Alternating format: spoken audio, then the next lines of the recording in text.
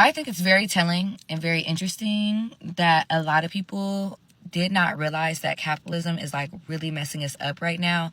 I'm always amazed at how out of touch older people are when it comes to the current state of the economy and cost of living. Is it just me, or am I the one noticing how much things are starting to cost? If you've been looking at your bank account lately and thinking, why does everything feel so much harder than it used to? You're not crazy. On paper, reports claim you need about $61,000 a year just to cover basic living costs. But let's be real. If you want to actually be comfortable today, you're staring down at least six figures. And honestly, I agree with them. So think about that. $100,000 is the new baseline. Unless you're living in a tiny room with 4 roommates and zero debt, just existing right now is incredibly expensive. And as much as it hurts to say this, the world as we know it, especially for our new generation, is completely shifted. I literally just left my house and went to town just to get my kids McDonald's, and then I had to get gas on the way, right? No big deal. Shouldn't be that expensive. I put $30 in my gas tank, and it got me a quarter tank for $30 fucking dollars. Then the McDonald's was $45 for my family. McDonald's, like bottom of the totem pole, fast food, $45. I just spent $75 to drive my happy ass to town and get McDonald's. What the McFuck is life, actually? I'm literally never leaving. I would never understand how certain people in society can deem people as lazy in an economy that is set up for them to fail. That is literally set up for them to fail. Why do you think so many people are transitioning to van life? Why do you think so many people no longer want to be homeowners? Why do you think the homeless rate has tripled? But that's a whole nother video, because this economy is set up for people to fail. Gas prices are high as hell. Food is high. Food is not even lasting a whole week or 2 weeks. We're not going to even talk about vegetables. We're not even going to talk about fruit. Just to eat healthy is so more expensive than to eat unhealthy. Think about that. But yet, you can deem somebody lazy that's faithfully getting up every week, punching the clock for over 40 plus hours a week, and it's still not enough. We're not even going to talk about the job market, and the pay rates are not matching the level of education or the level of experience. We're not even going to talk about that. We're not going to talk about how so many people are working multiple jobs just to hold their head above water. We're not even going to talk about how some people paychecks is gone even before it gets deposited into their account. We're not even going to talk about how many Americans overdraft just to keep their head above water. But that's a whole nother video and a whole nother story. Stop calling people lazy if you don't know their story. I think it's very telling and very interesting that a lot of people did not realize that capitalism is like really messing us up right now. And the only reason they're realizing is because gas prices are high and like the cost of living is unbearable. But like when poor working class people were telling you this, when people who are getting out of college were saying this, when people who are literally just trying to get a regular job were saying this, everybody was like, no, these people are lazy. These people aren't trying hard enough. They don't have any good connections. They literally just are, like they came up with so many excuses on why it was the people. And instead of seeing it as like, this is the government. Like, this is really the government.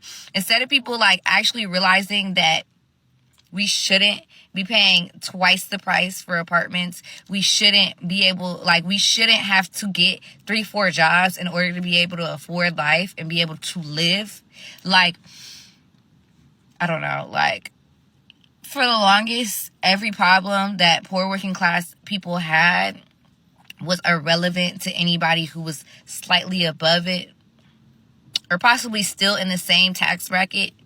Only difference is they're not having the same problems. It's just very. But hey, I don't know. Hopefully we can make change, right? But here's the reality check. We could sit here and complain about inflation and economy all day, but that doesn't pay the rent. The game has changed, which means the way we have to play it has changed too. So what do we actually do about it right now? So a lot of people talk about the cost of living. Take a look at what prices did from 1970 till now. So blue collar wages did not keep up. with price increases. College and universities, they did pretty well. Doctors, a little bit better than the cost of living. Take a look.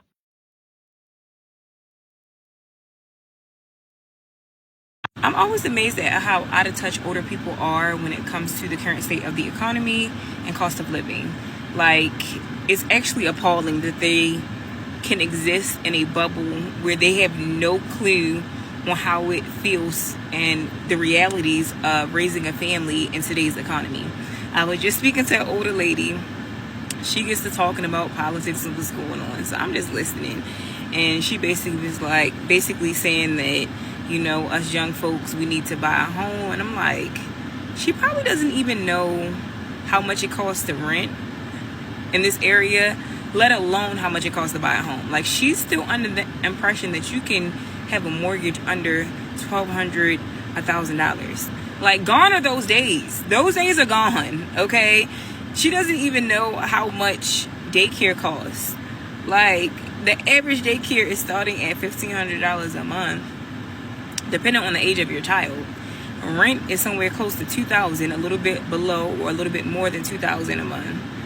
People have kernels. I'm happy I don't have that debt. People have student loans. A house, saving to put a down payment on a house, you can't just get away with $5,000 to $10,000 like you could back in the day. Like, they exist in this bubble, and it's just mind-boggling. And she was basically saying how it's going to affect the older people first. Like, the older people are feeling the rise of cost of living. And I'm not going to deny, I do think that older people who have a strict budget are feeling the effects of the cost of living and inflation. I do agree with that. But if you guys are feeling it, just imagine how bad we're feeling it raising kids. It's a lot. Is it just me, or am I the one noticing how much things are starting to cost? And no, this is not normal inflation. And no, I don't think this is temporary until we do something about it. Like, but gas, groceries, out to eat, and at this point, housing. Like, I'm not understanding why things are so costly. And give it a few more years, watch everything go to subscription based, including like groceries, gas. Like, everybody's going to start, all these companies, these greedy ass companies is going to have everybody on a subscription base so they can keep taking your money every month while we probably utilize a small crumb of the product or service. Like, I'm starting to think that we're the experiment and they're trying to see how far we can go. We need to put an end to this, like, soon, before it gets too late. And that means everybody, because I feel like on social media everybody act like they're rich. You're included. You're not Elon Musk rich, so let's get with it. I never thought I would see the day that a vinyl 2,000 square foot house in the state of Alabama would cost $450,000 and up. I mean, I'm a dumbass because me and we bought one. It's 3,000 square foot, but it's still a vinyl ass house with these asphalt shingled rooftops. And you know, we still paid somewhere in there, but you know, you can't even get a brick house anymore for less than about $600,000. And I just thought, where are we supposed to work? 50 doll hairs at the freaking store, $46.90 to be exact. And what did we get? What did we get, baby? What did we get, baby?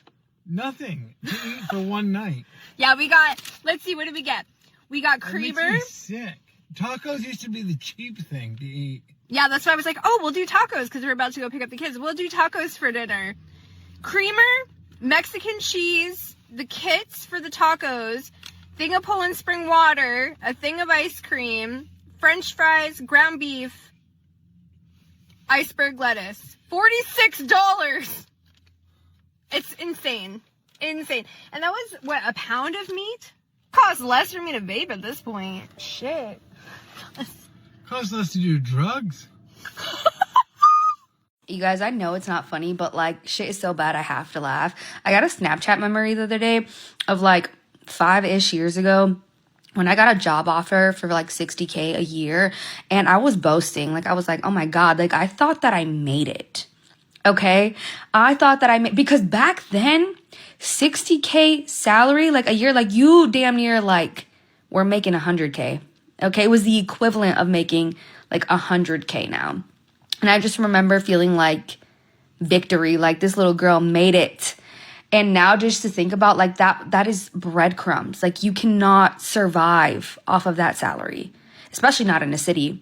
And then I was thinking about how I used to fill half of my tank when I was living in LA for $40. And I remember thinking, damn, this shit is expensive, because I grew up in Wisconsin and $40 is what it would take to fill my entire tank.